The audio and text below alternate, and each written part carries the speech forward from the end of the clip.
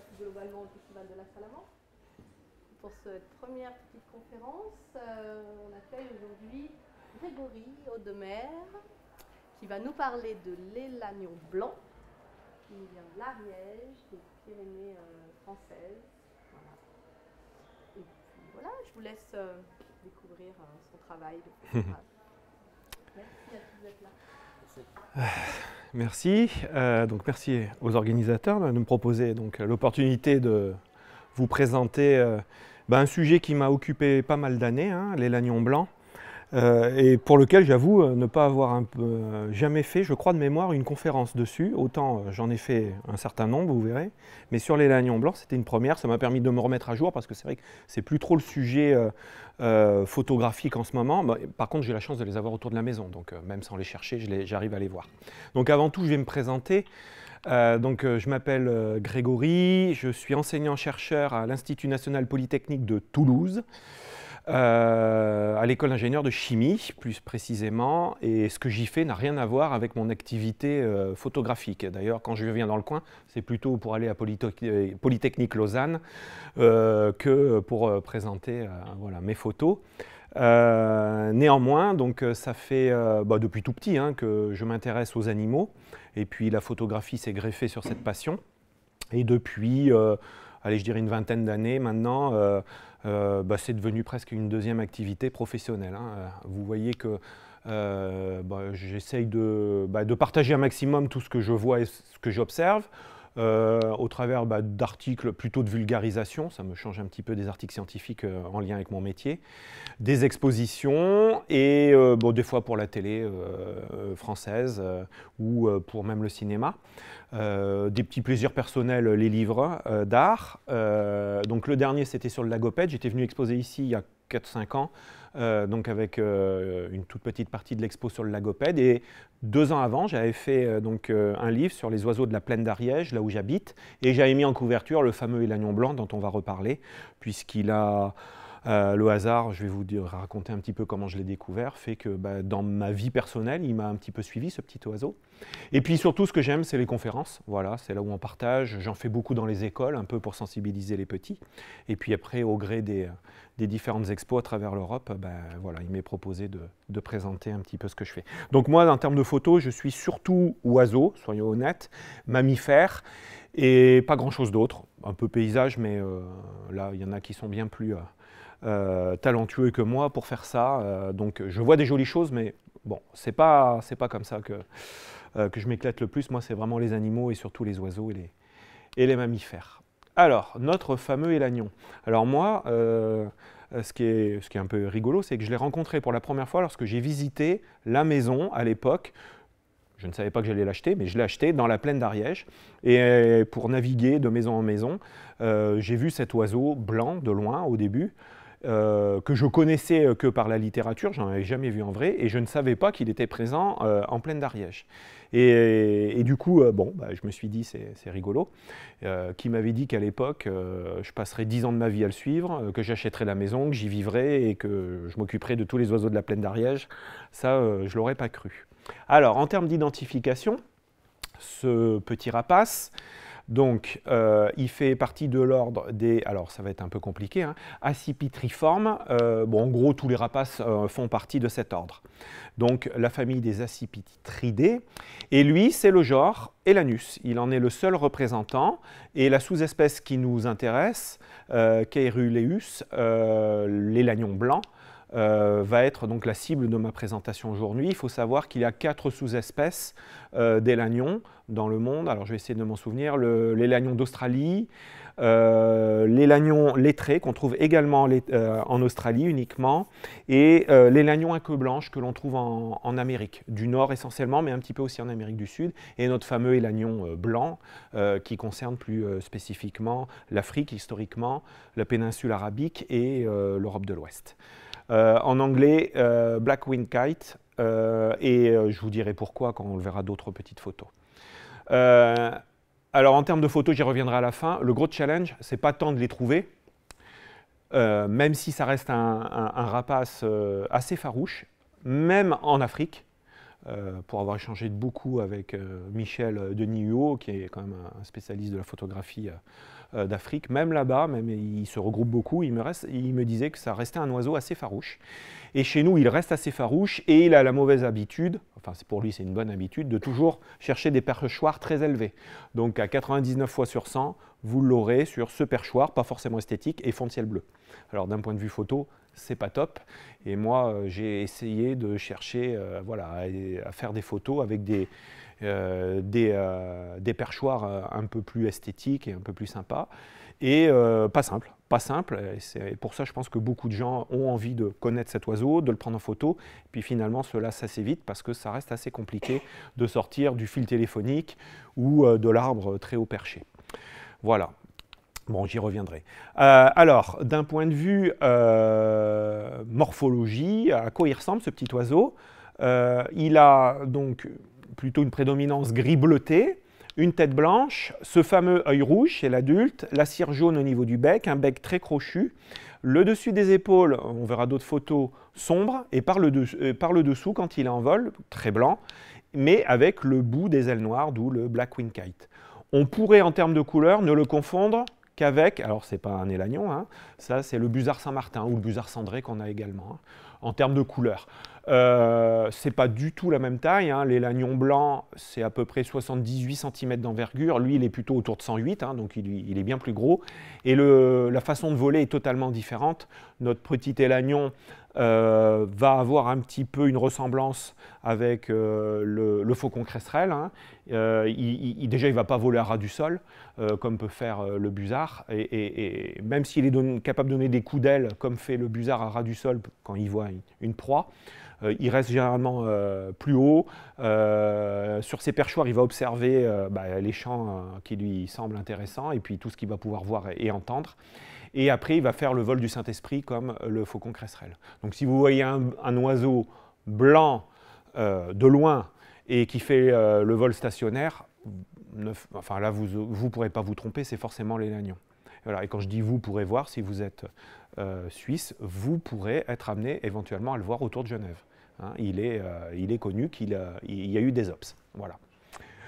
De loin, sur un fil téléphonique, un pigeon ou une tourterelle peut vous faire penser, vous faire croire que, voilà, attention, il faut se tenir près. De plus près, il n'y aura pas d'erreur d'identification, mais de loin, oui, un pigeon qui est un pigeon ramier qui est un peu costaud, qui renvoie un petit peu sur ses couleurs gris bleuté, ça peut vous faire croire que ça peut être l'élagnon blanc. Voilà, donc là vous le voyez en vol stationnaire, on voit le bout des ailes noires, ce fameux œil rouge. Un petit, et c'est une très bonne question, et je n'ai pas la réponse, m'avait demandé un enfant si cet œil rouge lui permettait de voir mieux que les autres rapaces quand il y avait peu de lumière. C'est une hypothèse qui n'est pas vérifiée, mais qui est avancée aussi par les scientifiques, ceux qui suivent l'oiseau. Et moi, je l'ai constaté sur le terrain qu'effectivement, c'était le rapace qui se mettait le plus rapidement en chasse le matin et qui restait le plus tardivement le soir. Donc peut-être, et ça a été avancé, qu'effectivement, il a une vision plus développée que la plupart des rapaces, ce qui le mettrait moins du coup en concurrence sur certains endroits avec le cresserelle. Hein. Voilà, donc c'est possible effectivement qu'il puisse voir. En tout cas, moi j'ai constaté que voilà, le début de nuit ou le lever du soleil, il était actif voilà, plus rapidement que les autres rapaces. Donc 78 cm à peu près, un petit oiseau, hein, 300 grammes à peine. La femelle, un peu plus lourde, comme la plupart des rapaces. Hein, voilà. Mais honnêtement, à moins de les avoir côte à côte et même de savoir si la femelle, laquelle c'est des deux, ça va être compliqué de faire la différence. Voilà. Ce qui n'est pas le cas pour des plus gros rapaces. Si vous avez un couple d'aigles, vous saurez très facilement faire la différence entre mâle et femelle. Là, ça reste compliqué à faire la différence. Le voilà, donc tenant un micro-mammifère, je pense, je vais vous montrer des cartes, que c'est essentiellement dû à notre bonne profusion de micro-mammifères en France que ce rapace est en train de coloniser le pays. Alors, je sais que la thématique, c'est les migrations là, du festival cette année. On n'est pas sur de la migration, on est vraiment sur de la colonisation là. Peut-être qu'une fois installé, il va mettre en place des mouvements migratoires en fonction de la météo, je vais y revenir, mais là, on est vraiment sur la colonisation naturelle, probablement liée indirectement au réchauffement climatique, et au fait que la nourriture, cet oiseau préférera manger un peu plus gras que de se contenter d'insectes, hein, comme c'est le cas maintenant en Espagne et au Portugal. Donc je pense que voilà, tout ce qui est mulot, musaraigne, ça va être intéressant pour lui, et on en a encore en relativement grande quantité en France. Donc il va, un peu comme le cresserelle, hein, il va se mettre dans sa position stationnaire et puis piquer sur l'oiseau. Il faut avouer aussi, en plus de la vue dont on soupçonne qu'il est plus performant sur cet oiseau, qu'il a un taux de réussite en chasse qui, pour moi, je n'ai pas fait de stats, hein, me paraît plus élevé effectivement que le cresserelle. Voilà. Donc ce qui fait qu'il se porte très bien chez nous. C'est un juvénile. J'y pense parce que je le vois. Vous avez encore ce petit liseré blanc au bout des plumes, d'accord, que n'aura pas l'adulte. Par contre, ce juvénile a déjà l'œil rouge. Parce que vous allez voir sur des photos, le juvénile, comme pas mal d'oiseaux, hein, qui ont des yeux colorés, ont plutôt un œil marron quand il est petit, orangé au bout de quelques mois, et puis rouge quand il a la tribu des adultes. Et il garde ce liseré un certain moment, jusqu'à la première mue, qui arrive assez vite. Et là, après, il aura vraiment tous les traits de l'adulte. Oiseau plutôt discret, moins bavard que le cresserelle, on l'entend beaucoup moins. Des fois, quand il a attrapé une proie, il est excité, quand il veut communiquer avec la femelle, mais ça reste relativement discret. Je vais essayer de vous faire passer le son, j'espère que ça va marcher.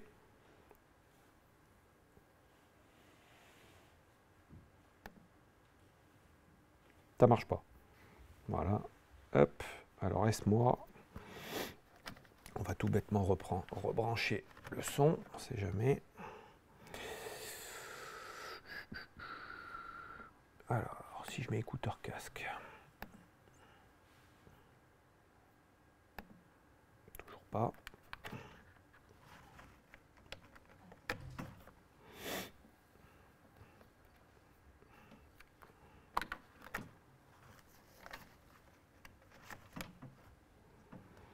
On va mettre au parleur externe. Ça marchait avec l'ordinateur.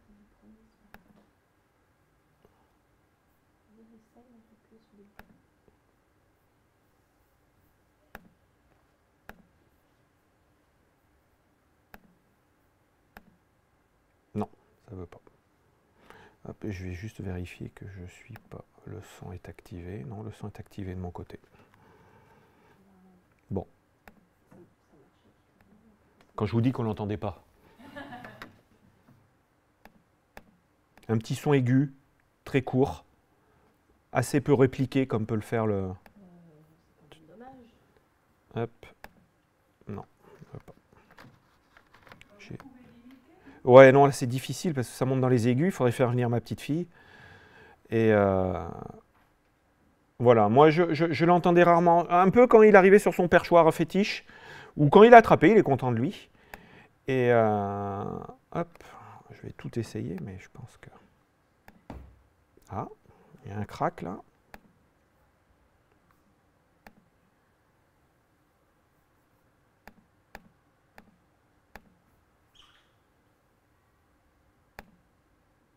Et non.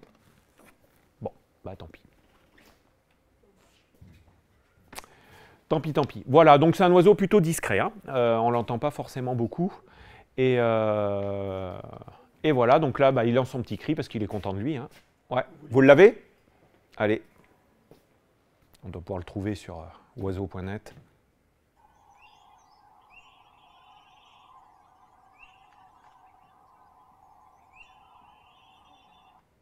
Ouais, c'est ça. Il y a un bruit de fond, je pense que c'est l'antivibrateur du téléobjectif qu'on entend. Par expérience. Ouais, ça reste très, très aigu, très court. Voilà, ouais. Donc, pas du tout comme le cresserelle, hein, ça peut durer hein, quand ils sont un peu excités et qu'ils communiquent entre mâles et femelles.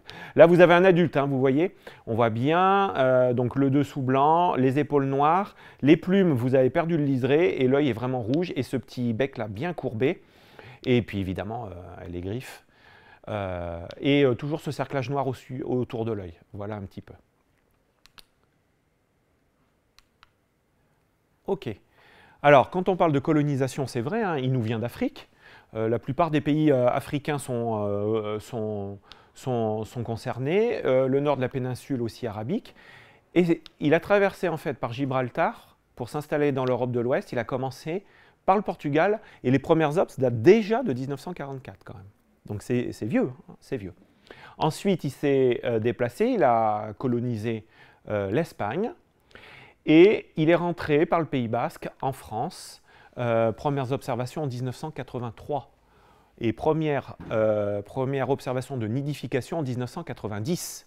D'accord? Donc ce n'est pas récent. Les nidifications peuvent rester discrètes, on peut passer à côté assez facilement. Et c'est quand on voit finalement les petits en dehors du nid qu'on se dit, ben, voilà, il y a eu une nidification, je suis passé à côté. Donc en 1990, voilà, il était dans les Landes, dans les Pyrénées. Il a commencé à se reproduire. Et au fur et à mesure, dans un premier temps, il s'est déplacé des Pyrénées de l'Ouest vers les Pyrénées de l'Est. D'accord ? Jusqu'à s'arrêter, bah, je dirais chez moi, en Ariège. Il ne se reproduit pas sur le pourtour méditerranéen ou le Languedoc-Roussillon. Le biotope ne lui convient pas. Ce qu'il aime, bah, c'est les grandes plaines, entrecoupées de bosquets, de petites forêts, d'arbustes. Ça, c'est les plaines agricoles qui lui vont bien. Donc, quand j'ai fait, il me semble, il y a une quinzaine d'années, mon premier article, les premières photos que j'ai sorties, donc c'était, disons, il y a une quinzaine d'années, la distribution était localisée essentiellement à la plaine pyrénéenne. En 15 ans, maintenant, voilà la répartition de l'énergie. Et ça s'est arrêté en 2018. Hein. Il y a 5 ans qui sont étalés. Vous pourriez rajouter plein de points sur tout ce qui est Bretagne-Normandie. Vous avez même eu un cas de nidification en baie de Somme. D'accord ?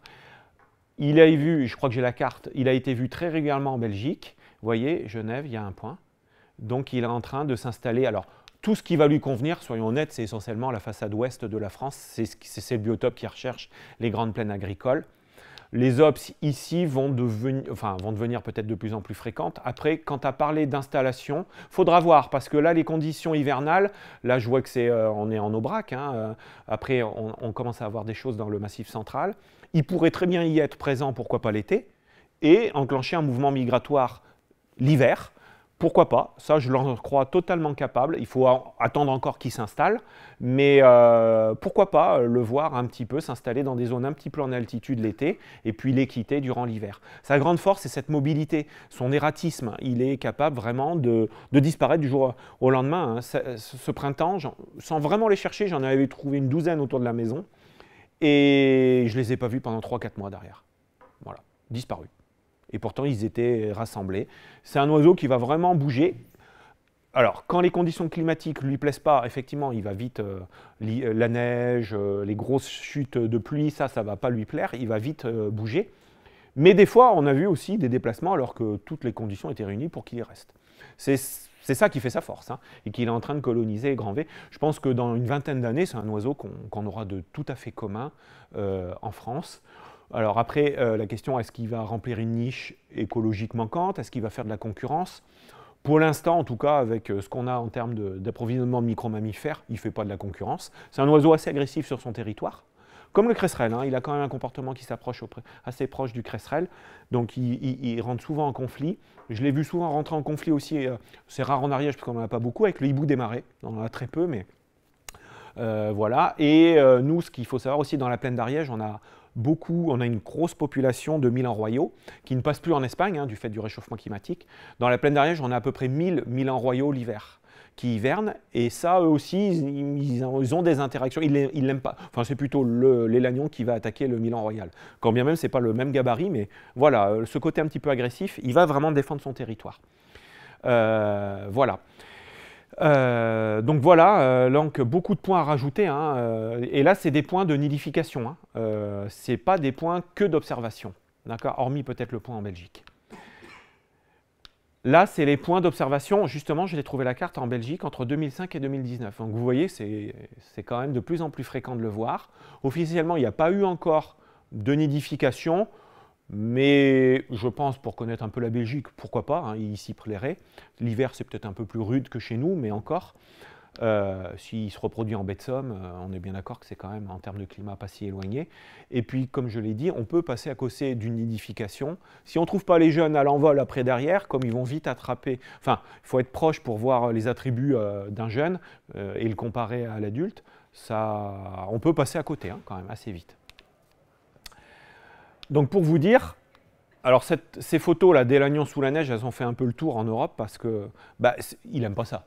Lui, il aime le chaud, il vient d'Afrique, il aime plutôt le chaud, la chaleur, c'est pas un problème. Et j'ai eu la chance, durant un hiver, je crois que c'était en 2013, je ne pourrais pas dire de bêtises, d'avoir un coup de neige en plaine d'Ariège. La plaine d'Ariège, quand bien même on se dit l'Ariège, c'est... Oui, non. La plaine d'Ariège, c'est un microclimat et c'est une plaine semi-aride parce qu'il est entouré de petites collines qui fait que l'hiver, il fait plutôt doux et les coups de neige sont rares. Donc quand j'ai eu ce petit coup de neige juste avant de partir au travail, je me suis dit, oh là là, c'est peut-être ma chance. Si j'arrivais à trouver... Alors je suivais un couple en plus qui était assez fidèle à son site. S'ils étaient dans le coin et que j'étais capable de faire des photos sous la neige, ça serait top. Et coup de chance, j'ai pu les trouver, rentrer dans le champ avec mon véhicule, parce que vous verrez que finalement, le meilleur moyen de photographier un Élagnon, c'est souvent la voiture. C'est clair. Comme il est très mobile et que sa zone de chasse est quand même assez étendue, la voiture est souvent quand même le meilleur moyen, et il y est beaucoup moins... ils ont l'habitude de voir les véhicules, ils ne rattachent pas ça à l'humain, donc ça marche plutôt pas mal. Et donc j'avais pu faire cette photo. Cet hiver-là, je connaissais 14 oiseaux.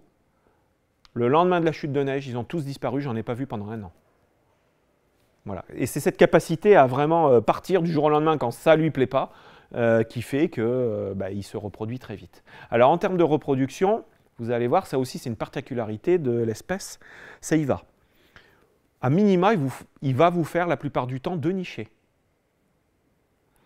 Si une des nichées capote, il peut en faire une 3e. On a même eu des cas fréquents d'une 4e nichée. À coup de 2 ou 3 oiseaux à chaque fois, oisillons, vous voyez que, voilà, en plaine d'Ariège, quand les années se portaient bien et que le climat lui allait bien, moi j'avais une nichée l'hiver, une nichée l'été. Voilà. Donc là, en fait, il était en train de nicher, en fait, au plein mois de janvier, jusqu'au coup de neige, où là, il a tout arrêté. Voilà. Donc, quand le secteur lui va bien, il peut rester assez fidèle et faire assez régulièrement 2 nichés. Donc, ça va vous faire au minimum 4 petits. Il y a très peu de prédation. Voilà. Après, le climat peut jouer, évidemment, pendant la couvaison ou quand les petits sont vraiment poussins dans le nid. Ça peut jouer. Donc, voilà, il est assez prolixe. Et ça, c'est aussi une différence par rapport, par exemple, au cresserelle qui fera quand même pas aussi souvent de nichés. Voilà, pour les petites histoires. Alors ça, c'est une petite photo aussi.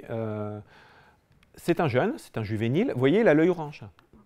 D'accord? Donc c'est un jeune de l'année et encore ce petit liseré blanc. Il va faire, un peu comme le chat forestier, il va écumer des champs pendant une petite période, à fond. Et puis il va changer de zone de chasse. Donc ça, c'est à mettre en pro. Voilà. Voilà. Si vous pouvez être capable de localiser ces champs, là, ça va être assez intéressant. Et de trouver ses perchoirs. Alors, pour changer de son perchoir très élevé du ciel bleu, comme je vous le disais en préambule, lui, il avait l'habitude de prendre cette canne d'arrosage de champs de maïs. Mais celle-ci, au milieu de plusieurs milliers. Donc, vous vous doutez qu'il y a beaucoup de temps d'observation pour savoir que c'est celle-là et pas une autre. Et il l'a fait 10 jours, c'est ce que je vous disais, au bout de 10 jours, il a changé de champ, il a changé d'habitude. Donc pendant ces 10 jours, voilà, j'ai essayé de mettre à profit ça, d'avoir pu observer qu'il venait sur cette canne. Et du coup, c'est des affûts. Alors là, c'est un affût, par contre, classique. C'est des affûts comme on aimerait qui se passent tout le temps. Je m'installe, et au bout de 5 minutes, il était là. Au bout de 10 minutes, j'avais mes photos. Je suis parti au bout de 15 minutes. Il n'y a pas que des affûts où on est obligé de... Alors, l'installation se fait évidemment de nuit. Je me suis installé dans un petit bosquet, pas trop loin de cette fameuse canne d'arrosage où j'avais repéré que ce jeune venait manger sa proie. Donc, il est venu. Donc, le derrière, c'est le lever de soleil, en fait. Quand il y a des nuages, des fois, c'est plus mauve que orangé. Donc, et des peupliers qui font ces petites traces. Donc il était avec un fond qui changeait du ciel bleu, une proximité qui était assez intéressante. Il n'y est pas resté très longtemps, il est arrivé, je l'ai entendu, pour le coup, quand il était excité, qu'il avait eu sa proie, je l'entendais arriver, donc ça me permet de me tenir en alerte pour faire les photos. J'ai même fait une petite séquence vidéo. Je crois qu'elle est dans d'ailleurs la séquence vidéo, si je ne dis pas de bêtises, elle est dans le dernier film là, de Yann Arthus Bertrand là, qui est passé à la télé là, sur France 2 en France. Et voilà. Et donc pour la petite histoire, je le racontais l'autre jour à mon fils, au moment où j'étais prêt à partir, il était parti, donc à décamper, j'avais juste un filet de camouflage hein, dans la haie, et je vois une ombre arriver en planant, je dis « Ah, il y a un rapace qui arrive », et en fait il est venu se poser sur ma tête, directement. Je ne bougeais pas. Mon premier truc que je me suis dit, c'est « Waouh, qu'est-ce que c'est léger, impressionnant ». C'est là où vous vous rendez compte que... Mais je ne savais pas ce que c'était comme rapace. Hein. Je savais qu'il était posé sur ma tête, qu'il était très léger. Et à un moment, donc, il a commencé à basculer parce que je bougeais, évidemment. Et je l'ai vu. J'avais du mal à voir ce que c'était. Par contre, je me souviens bien de ses yeux orange. Et quand il a décollé, eh bien, je m'en suis rendu compte. C'était l'épervier, en fait, qui était venu se poser sur ma tête. J'ai jamais eu de photo d'épervier. Par contre, j'ai eu l'épervier sur ma tête, pour la petite histoire. Voilà, c'est comme ça. Donc voilà la petite histoire de cette photo. Alors d'autres perchoirs, hein, voilà, donc ici vous l'avez là-haut, et dessous vous avez, alors, vous avez une idée? La queue en V, le Milan Royal, voilà. Ils se partageaient l'arbre, ce qui est rare parce que, je vous l'ai dit, il est plutôt agressif, il ne supporte pas trop. Alors après, on est derrière, c'est un dortoir à Milan Royal, et il y en a à peu près 200, alors il ne va pas faire le poids hein, s'il commence à chercher là. Voilà, donc des panneaux un petit peu plus originaux, d'ailleurs pour lequel il y avait une grosse lutte, parce que dans le coin où ils étaient là, les perchoirs, il n'y en avait pas beaucoup, donc ce panneau, il était disputé par... les lagnons, le cresserelle et le hibou des marais. Voilà, ils se chicanaient tout le temps pour avoir ce panneau. Donc là, voilà. Et là, pour vous dire, je sais que dans d'autres départements, ce n'est pas le cas. C'est la seule fois où j'ai vu un élagnon. Alors là, c'est un juvénile, là, hein, on le voit. Il a l'œil plutôt marron même, et on voit bien les liserés au bout des plumes. C'est la seule fois que je le voyais posé sur un poteau quoi, de clôture. C'est la seule fois que j'ai vu un élagnon, voilà. Et au sol, au moment de la capture, je n'en ai vu qu'une seule fois. Voilà. Pour vous dire la difficulté de faire voilà, des photos de l'oiseau à plus basse altitude, c'est vrai qu'il est toujours un peu en hauteur. Voilà, il faut passer du temps. Il y a des années où toujours ils étaient sur le fil téléphonique ou très haut dans un arbre. Et il y a une année où ils ont fréquenté des perchoirs un petit peu plus sympathiques. Voilà, donc une seule fois sur un poteau. Et à contrario, je connais quelqu'un dans le Gers qui avait l'habitude de les voir sur les poteaux comme ça, de clôture. Bon, ça n'a pas été le cas pour moi. Voilà, aussi, alors là, la petite histoire. Donc là, c'est une canne de maïs, hein, voilà, qui est en fin de vie. Donc il l'a fréquenté pendant, je dirais, 1 mois. Dès que j'arrivais en voiture, ne serait-ce que le ralentissement, c'est un peu si vous avez déjà tenté le coup avec le héron ou la buse, il décollait. Je me suis dit, bon, ça va être compliqué. Affût fixe, impossible, là, c'était trop voyant autour, enfin, j'aurais attiré l'attention sur moi, ce n'était pas le but. Mais il s'y tenait très régulièrement. Donc du coup, j'ai dit, comme c'était sur le chemin du travail, je dis, je vais, un petit détour, mais pas grand-chose, je vais y passer en voiture, ralentir de temps en temps. Il m'a fallu 1 mois pour l'habituer à l'arrêt de la voiture. Au bout d'1 mois, il a compris que la voiture, alors je vais même dire ma voiture, je vais pousser le vice, parce que la seule fois où j'ai pris la voiture de ma femme, il a décollé tout de suite. Et les autres voitures, ça ne marchait pas. Donc, et ça, je l'ai déjà reproduit sur d'autres oiseaux. Ils sont capables de différencier les voitures, j'en suis intimement persuadé. Et au bout de voilà, 1 mois, il m'a autorisé une trentaine de secondes pour faire cette photo. Et la toute première photo, que je vais revenir en arrière, il n'y en a pas beaucoup. La toute première photo aussi que je vous ai présentée ici, pareil, c'est le même oiseau. Et ce fond bleu, ce n'est pas le ciel, hein, c'est l'heure bleue, c'est ce qu'on appelle l'heure bleue quand voilà, le jour tombe. Voilà. Et ce qui m'a obligé à essayer de trouver pour la page verso de mon livre, une photo qui est aussi présente le même rendu du jour bleu, et je l'ai eu avec un faucon cresserelle. Voilà, donc ça c'est le même oiseau posé sur cette... mais il m'a fallu près d'1 mois pour l'habituer au passage de la voiture et qui m'offre 20-30 secondes. Voilà. Depuis, c'était, je pense, 10 ans, je ne l'ai jamais revu là, j'en ai jamais revu sur une canne de maïs. Voilà, d'autres perchoirs où là on peut jouer un peu plus sur le côté esthétique, où là, pour le coup, c'était voilà, le jour où la lumière, on n'aime pas trop, mais bon, ça fait un peu plus esthétique avec cet arbre où il est perché. Donc ça, typique. Hein, voilà. Ce que je ne vous ai pas dit non plus, en France, il aime beaucoup quand même les chênes pour faire, la plupart du temps, pour faire ses nids. Voilà. Alors si le chêne en plus est revêtu de lierre, ça il aime bien parce que ça le cache vraiment. Vous pouvez vraiment passer à côté du nid sans problème, qui est bien dissimulé. Puis c'est plutôt les allers-retours avec plutôt le père, c'est un peu comme le cresserelle, c'est plutôt le papa qui amène à manger et la maman qui s'occupe de dépioter quand les oisillons sont vraiment trop tout petits, dépioter le micro-mammifère et leur donner à manger. C'est plutôt ça. Voilà, donc vous pouvez passer à côté, et puis c'est plutôt l'aller-retour avec le papa, le mâle, que vous allez vous rendre compte qu'il est en train de nourrir, ou sinon quand vous découvrez les petits après à l'envol.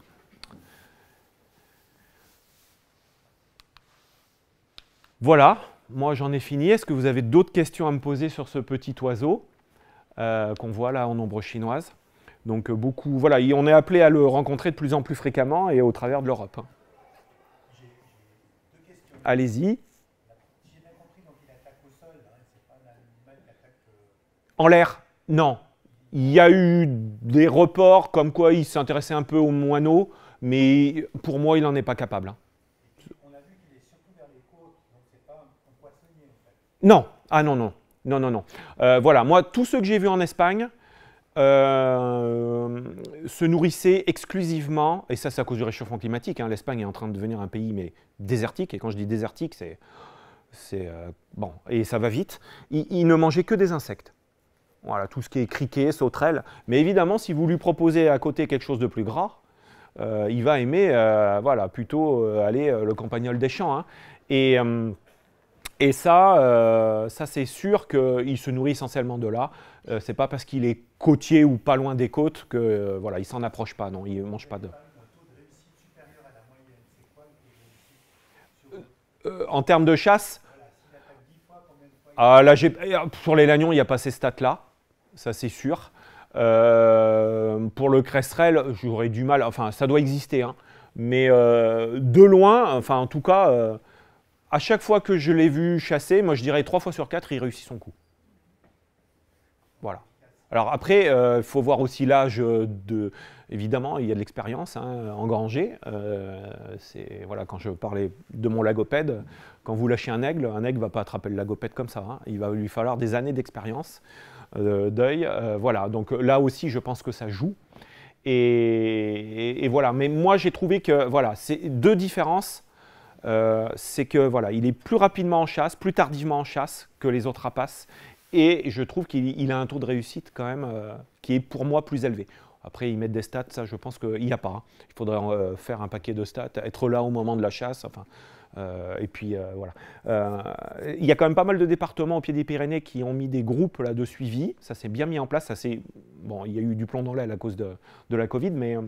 Pour vous dire, en Haute-Garonne, juste avant le début du Covid, on avait fait des comptages par maille et on évaluait au niveau de l'échelle de la Haute-Garonne, donc d'un département, qu'on avait 200 couples. Pour vous dire quand même que ça explose. Hein. Voilà. Après, on savait qu'ils se sont bien reportés sur le Lot-et-Garonne, le Gers, voilà, Poitou-Charentes, ça commence aussi à bien... Enfin, c'est en train d'y aller et vite.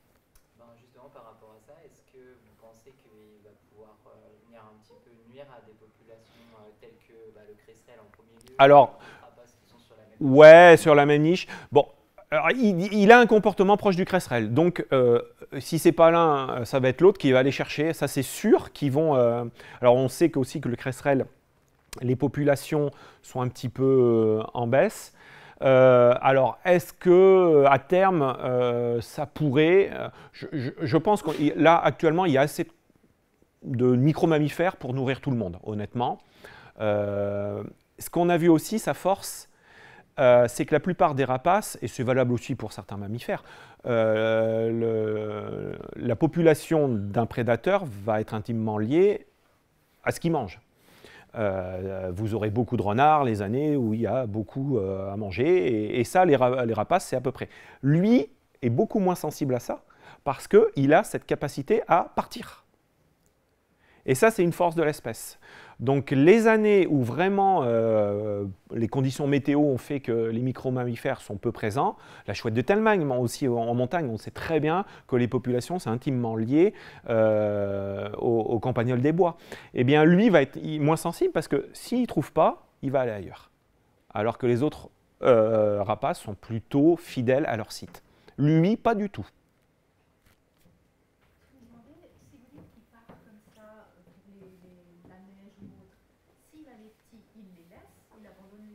Ah ben, de toute façon, le petit va devenir un concurrent, hein, très rapidement. Donc, il va être assez vite chassé par l'adulte du territoire. Et après, ça dépend aussi à quel moment les petits naissent, parce qu'il est capable de faire des repros quasiment toute l'année. Donc, on peut avoir tous les cas de figure. Voilà, mais ce qui est sûr, c'est que dans un premier temps, quand même, les petits, pour ce qui a été observé, vont rester dans un périmètre de 20-30 km autour du nid. Mais après, bon, après, qu'est-ce qu'il advient? Il va être chassé par les adultes, hein, de toute façon, ça va devenir. Quand les petits sont encore au nid, ouais. s'il y a de la neige, est-ce qu'il va les abandonner? Vous pensez?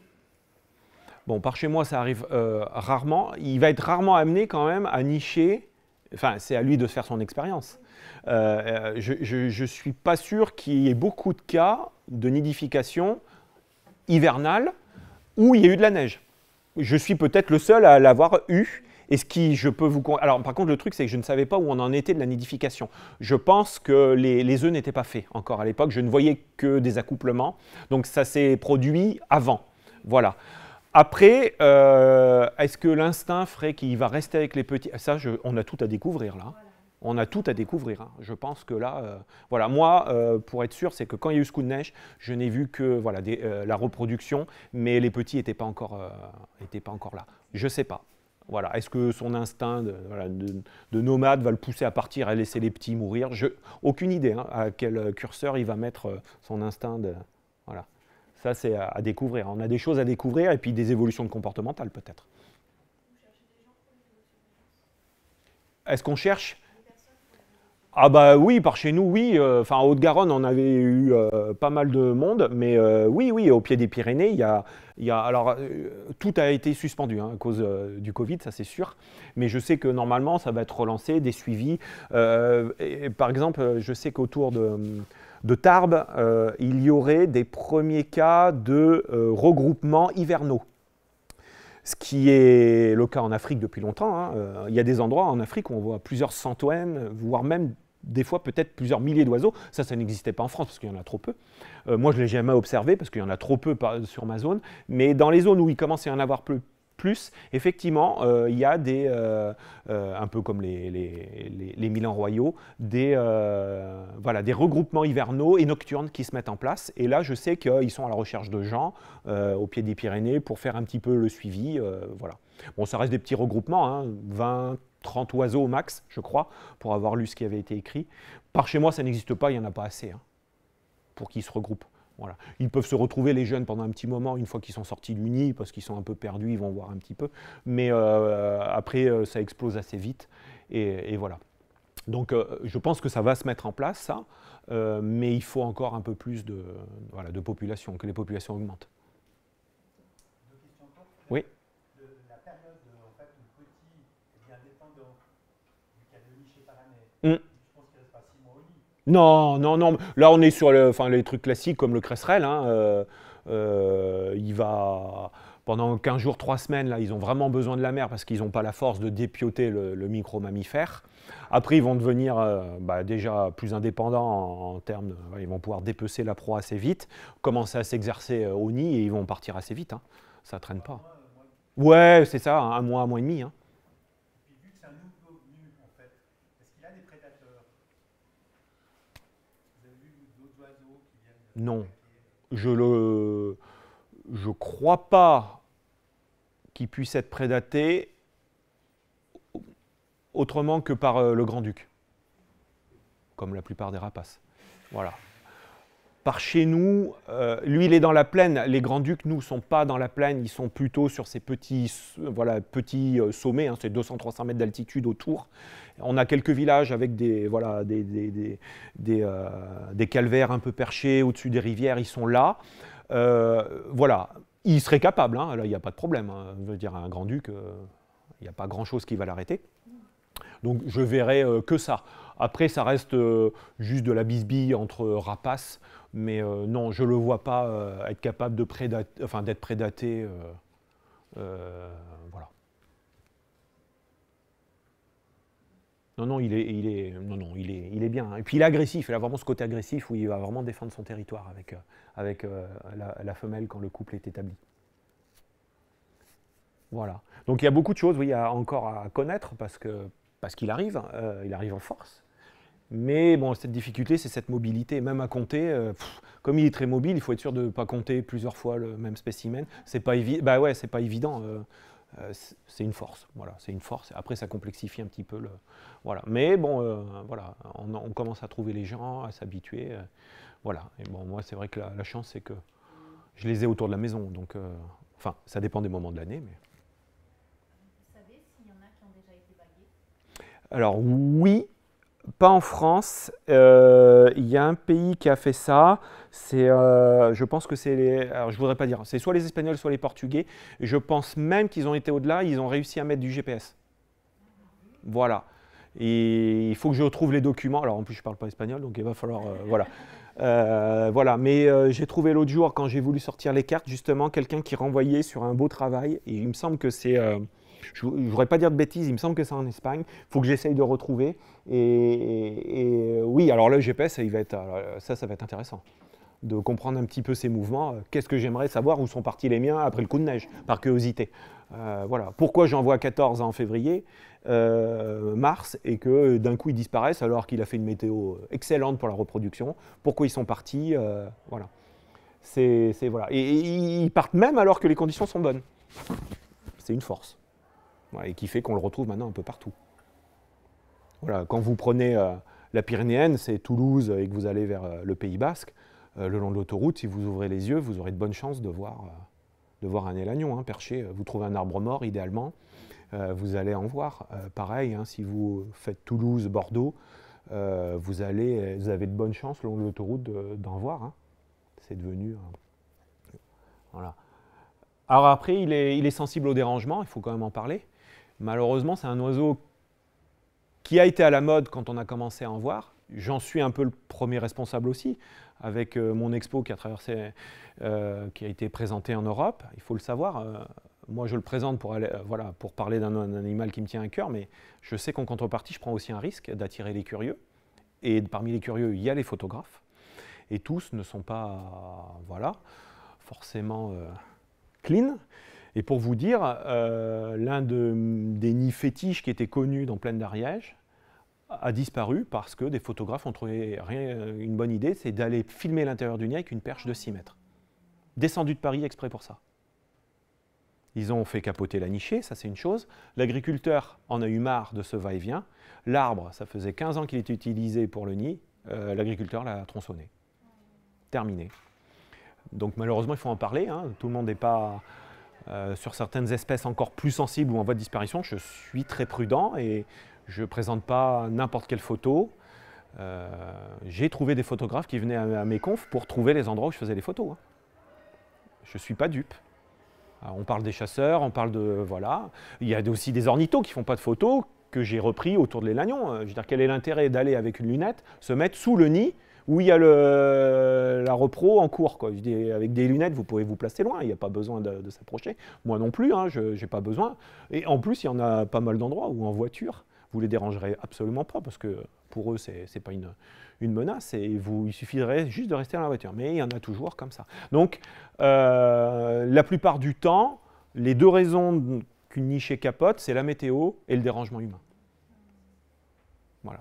Pour vous dire, j'ai vu des choses quand même assez aberrantes. Quand vous trouvez quelqu'un avec une perche en train de filmer l'intérieur du nid, où est l'intérêt du truc quoi, voilà. Et en plus, traverser la France pour faire ça. Voilà. Donc c'est pareil, ils trouvent au gré de ça tous les sites qui répertorient les ops.